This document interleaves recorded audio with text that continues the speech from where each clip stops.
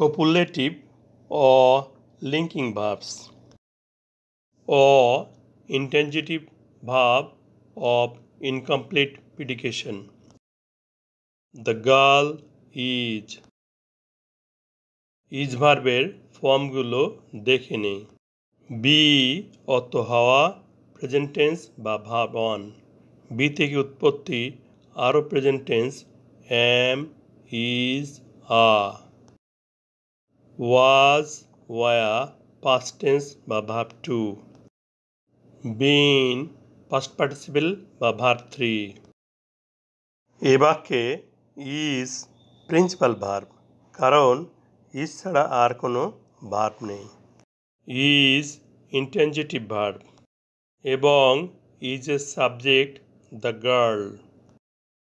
Intransitive ভার্বের বৈশিষ্ট্য হচ্ছে সাবজেক্ট ও ভার্ব মিলে বাক্যের অর্থ পূর্ণ করতে পারে, কিন্তু এই বাক্যে দ্য গার্ল ইজ অর্থ মেয়েটি হয়।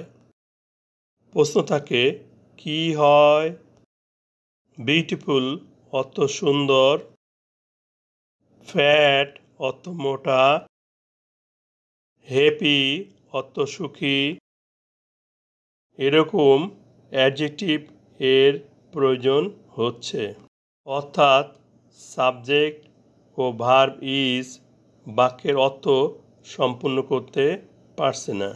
যে সকল ইন্ট্রানজিটিভ ভার্ব সাবজেক্ট ও ভার্ব মিলে বাক্যের অর্থ পূর্ণ করতে পারে না, নাউন বা অ্যাডজেক্টিভের সাহায্য গ্রহণ করতে হয়, সে সকল ভার্বগুলোকে কোপুলেটিভ ভার্ব, লিঙ্কিং ভার্ব বা ইন্ট্রানজিটিভ ভার্ব অফ ইনকমপ্লিট প্রিডিকেশন বলা হয়। এ বাক্যে ব্যবহৃত ভার্ব ইজ কোপুলেটিভ বা লিঙ্কিং ভার্ব, কারণ সাবজেক্ট দি গার্ল এবং ভার্ব ইজ মিলে বাক্যের অর্থ পূর্ণ করতে পারেনি। অর্থ পূর্ণ করার জন্য অতিরিক্ত অ্যাডজেক্টিভ বিউটিফুল, ফ্যাট, হ্যাপি এর প্রয়োজন হয়েছে। ইজ ভার্বটি বাক্যের অর্থ পূর্ণ করার জন্য অতিরিক্ত যে ওয়ার্ড গ্রহণ করে তাকে সাবজেক্টিভ কমপ্লিমেন্ট বলা হয়। এখানে বিউটিফুল, ফ্যাট, হ্যাপি এক একটি সাবজেক্টিভ কমপ্লিমেন্ট।